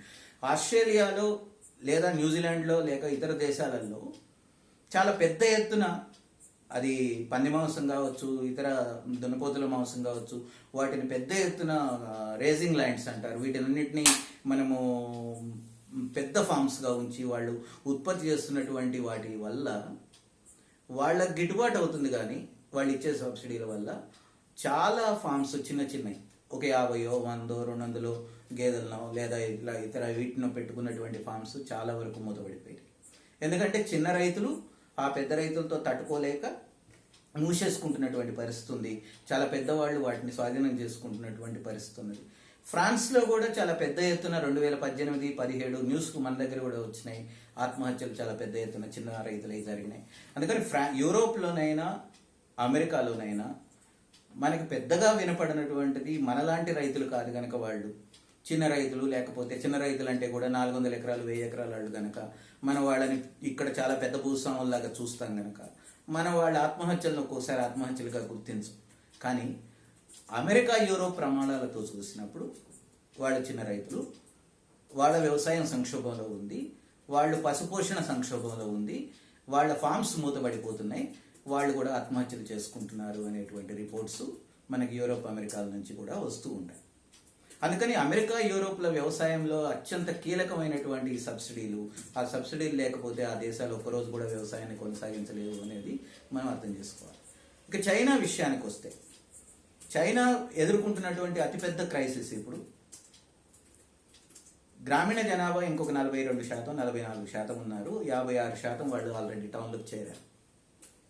ఆ చేరినటువంటి వాళ్ళ చేతుల్లో భూమి చాలా చిన్న కమతాలుగా విప్లవం వచ్చిన తర్వాత డిస్ట్రిబ్యూట్ చేశారు. 1980 వరకు ఆ డిస్ట్రిబ్యూషన్ కార్యక్రమం, దాదాపు డెంగ్ మళ్ళీ అధికారంలోకి వచ్చే వరకు కూడా ఆ డిస్ట్రిబ్యూషన్ కార్యక్రమం జరిగింది. 96% గ్రామీణ రైతు కుటుంబాలకి ఎంతో కొంత భూమి ఉంది. అది 1 హెక్టార్ కంటే 1 ఎకరం కంటే కూడా తక్కువ భూమి. వాళ్ళ భూమిని పంచడం వల్ల వాళ్ళకి, వాళ్ళు వ్యవసాయం అదంతా కూడా ప్రభుత్వ భూమి, వాళ్ళ సొంత భూమి కాదు రైతులది. ఆ ప్రభుత్వం తర్వాత కాలంలో చేసినటువంటి సంస్కరణల్లో సహకార సంఘాలకి కొంత భూమిని ఇచ్చింది, నేరుగా రైతు కుటుంబానికి కూడా కొంత భూమిని ఇచ్చింది. ఆ భూమిని ఇచ్చిన తర్వాత వాళ్ళు చెప్పిన కండిషన్స్ ఏంటంటే, ఈ భూమిని మీరు అమ్ముకోవడానికి వీల్లేదు, కాకపోతే ఈ భూమిలో మీరు వ్యవసాయం చేయొచ్చు, ఏ పంట వేయాలనేది నిర్ణయించుకోవచ్చు, ఎవరికి అమ్ముకోవాలో కూడా మీరు నిర్ణయించుకోవచ్చు, ఇది ఎవరికైనా లీజ్కి ఇవ్వచ్చు అని లేటెస్ట్గా చేసినటువంటి ఒక 10 ఏళ్ల నాడు చేసినటువంటి ఒక సంస్కరణ. అంతకుముందు లీజ్కి ఇవ్వడానికి కూడా లేదు, స్వయంగా ఉపాధి చేసుకొని బతకడానికి ఇచ్చినటువంటి భూమి కనుక లీజ్కి ఇవ్వడానికి లేదు. కానీ అమెరికాలో, చైనాలో వచ్చినటువంటి పెట్టుబడిదారీ విధానం పునరుద్ధరణ తర్వాత వాళ్ళు చేసినటువంటి ల్యాండ్ రిలేషన్స్లో చేసినటువంటి సంస్కరణలో ఏంటంటే, భూమి ఇప్పటికీ కూడా ప్రభుత్వానిదే, 30 ఏళ్లకు మాత్రమే ఎక్స్టెన్షన్ చేస్తూ వాళ్ళకి అలాట్మెంట్ చేస్తూ ఉంటారు ప్రతి 30 ఏళ్ళకి. ఇప్పుడు చేసినటువంటి అలాట్మెంట్ 2057 దాకా చేసేస్తారు. 2027లో మొదలవుతుంది అలాట్మెంట్. కానీ ఆ 2027 దాకా కూడా నువ్వు అమ్ముకోవడానికి వీలేదు, నువ్వు ఏ పంట వేస్తావో నీ ఇష్టం, కాకపోతే నువ్వు లీజ్కి ఇచ్చుకోవచ్చు. ఒక విషాదం ఏంటంటే, మనలాగానే మన సింగరేణి కార్మికులు సింగరేణిలో పనిచేయడానికి వెళ్తారు, కానీ భూమి వాళ్ళ పేరు మీదే ఉంటుంది, వాళ్ళు కౌలుకి ఇస్తూ ఉంటారు, వాళ్ళకే రైతు బంధు వస్తుంది, వాళ్ళకే బ్యాంక్ రుణాలు వస్తూ ఉంటాయి. సింగరేణి కార్మికులకి, కౌలు రైతులకు రూపాయి కూడా రాదు. చైనాలో కూడా ఇప్పుడు అదే పరిస్థితి. నగరాలకి, పారిశ్రామిక ప్రాంతాలకి వెళ్ళిపోయిన వాళ్ళ పేరు మీదనే ఇంకా భూములు ఉన్నాయి. ఆ భూములన్నీ వాళ్ళకి లీజుకి ఇస్తున్నారు. ఆ లీజు కూడా ఇంతకుముందు ఒక రూల్ ఉండేది, ఆ ఊర్లో ఉండి వ్యవసాయం చేస్తున్నటువంటి వాళ్ళకే మాత్రమే భూమి లీజుకి ఇవ్వాలి. అంటే వాళ్ళ కుటుంబ సభ్యులు కావచ్చు, ఇతర చుట్టుపక్కల ఉండేటువంటి వాళ్ళకి మాత్రమే లీజుకి ఇవ్వాలి. ఇప్పుడు ఆ పరిస్థితి లేకుండా ఇంకో క్లాజ్ని ఏం చేశారంటే, మీరు బయట వాళ్ళకు కూడా ఇవ్వచ్చు. కాబట్టి కొంతమంది ఏమో చుట్టాలకు ఇచ్చుకుంటారు, కొంతమంది ఏమో ఆ ఊరు సహకార సంఘానికి మళ్ళీ అప్పచెప్తారు, అది కూడా వ్యవసాయం చేస్తుంటారు, సమిష్టి వ్యవసాయం. కొంతమంది బయట వాళ్ళకి ఇస్తారు అనేటువంటి పేరు మీద ఇప్పుడు చాలా పెద్ద ఎత్తున అగ్రి బిజినెస్ కంపెనీలు చైనా భూముల్లోకి వచ్చినాయి. వాళ్ళు ఒక ప్రాంతంలో ఉండేటువంటి ఈ చిన్న కమతాలన్నింటినీ అగ్రిగేట్ చేస్తున్నారు, వాళ్ళు వ్యవసాయం చేస్తున్నారు. చాలామంది మిషన్లు కిరాయికి ఇవ్వడానికి అక్కడ సంస్థలు పెట్టారు, రైతులకు దున్నుకోవడానికో, హార్వెస్టింగ్కో, లేదా విత్తనాలు నాటడానికో విశేష మిషన్లు. ఆ మిషన్ల వాళ్ళు, ఆ మిషన్ల యజమానులు ఇప్పుడు భూమిని కౌలుకు తీసుకుంటున్నారు స్వయంగా. వాళ్ళు ఈ భూమిని ఇతరుల రైతులకు ఈ మిషన్లను కౌలుకి కిరాయికి ఇవ్వడంతో పాటు వాళ్లే స్వయంగా చాలామంది దగ్గర భూమిని కౌలుకు తీసుకుంటున్నారు, వాళ్ళు పంటలు వేస్తున్నారు. ఆ కౌలు చాలా తక్కువ, కానీ భూమి ఏమో పట్టణాలకు వెళ్ళిపోయిన వాళ్ళ చేతుల్లో ఉంది. అక్కడే ఉన్నటువంటి వాళ్ళు చాలా పేదరికంలో ఉన్నారు, వాళ్ళ చేతుల్లో భూమి లేదు. ఈ ఫార్మ్స్లో వాళ్ళు కూలీలుగా పనిచేస్తూ ఉంటారు, వాళ్ళ ఆదాయాలు సరిపోవు. వాళ్ళకి సోషల్ సెక్యూరిటీ మెజర్స్ ప్రభుత్వం కల్పిస్తూ ఉంటుంది. మనలాగా ఒక పెన్షన్ ఇచ్చి ఒక 30 కిలోల బియ్యం ఇచ్చినట్టే అక్కడ కూడా కొంత సోషల్ సెక్యూరిటీ మెజర్స్ని ప్రభుత్వం కల్పిస్తూ ఉన్నది. కానీ భూమి తిరిగి మళ్ళీ కన్సాలిడేట్ కావడం అనేటువంటిది చైనాలో కూడా చాలా పెద్ద ఎత్తున మొదలైంది. అమెరికాలో ఎట్లయితే చాలా పెద్ద కమతాలు ఏర్పడి పనిచేస్తున్నాయో, ఇప్పుడు చాలా అగ్రి బిజినెస్ కంపెనీలు చైనా భూమిని కౌలుకు తీసుకుంటూ ఉన్నాయి. వాళ్ళు పంటల ప్రణాళికని నిర్ణయిస్తున్నారు. ఇప్పుడు చైనా ఏ దశకు వచ్చిందంటే దాని వ్యవసాయేతర అవసరాలకు భూమి మళ్లించడము, నగరాలకు భూమి మళ్లించడము, సెజ్ల కోసం భూమి మళ్లించడము, కొంత ఏమో పూర్తిగా పాడైపోవడము, అసలు సారమే పూర్తిగా పోవడము, కొన్ని ప్రాంతాల్లో భూగర్భ జలాలు పూర్తిగా ఎండిపోవడము, వీటన్నిటి కారణాల రీత్యా ఇప్పుడు ఒక రూల్ చేశారు వాళ్ళు. కనీసం 30 కోట్ల ఎకరాల భూమి అయినా మనం వ్యవసాయానికి ఎట్టి పరిస్థితుల్లోనూ ఉంచాలి. 30 కోట్ల ఎకరాలు ఉంటే కనీసం దేశానికి తిండి పెట్టుకోవచ్చు మనం. వాళ్ళు ఎగుమతులు కానీ దిగుమతులు కానీ ఇతర ఉత్పత్తులు ప్రపంచం అంతా అమ్ముతారు, కానీ వాళ్ళు వ్యవసాయ ఉత్పత్తుల విషయంలో వాళ్ళది 2%, 5% కంటే మించి ఎగుమతి దిగుమతుల్లో మార్కెట్లో లేరు వాళ్ళు. కానీ ఇప్పుడు భూమిలో ఒకవేళ మార్పులు సంభవిస్తే, ఎగుమతి ఆధారిత పంటలు కనుక ఆ భూముల్లోకి వస్తే చాలా పెద్ద ఎత్తున అంతర్జాతీయ మార్కెట్లోకి ఆ పెద్ద కంపెనీలు మళ్ళీ చైనా నుంచి కూడా రావచ్చు. కాకపోతే చైనా పెట్టినటువంటి రూల్ ఏంటంటే 330 కోట్ల ఎకరాలని ఖచ్చితంగా ఉంచుకోవాలి. ఒకవేళ ఇంకెక్కడైనా ఒక ఊరోళ్ళో ఒక టౌన్ వాళ్ళలో వ్యవసాయ భూమిని మళ్లించాలి అని అనుకుంటే వాళ్ళు కొన్ని కొత్త పద్ధతులు ముందుకు తెచ్చారు. ఒక ఊరంతా ఖాళీ చేసి, ఒక 100 ఎకరాల్లో ఊరుందనుకోండి, అదంతా ఖాళీ చేసి వేరు వేరు ఇళ్ళన్నింటినీ పెద్ద పెద్ద అపార్ట్మెంట్లు బిల్డింగ్లు కట్టి వాటిల్లోకి షిఫ్ట్ చేసి ఆ ప్రాంతాన్ని వ్యవసాయ భూమిగా మార్చడం.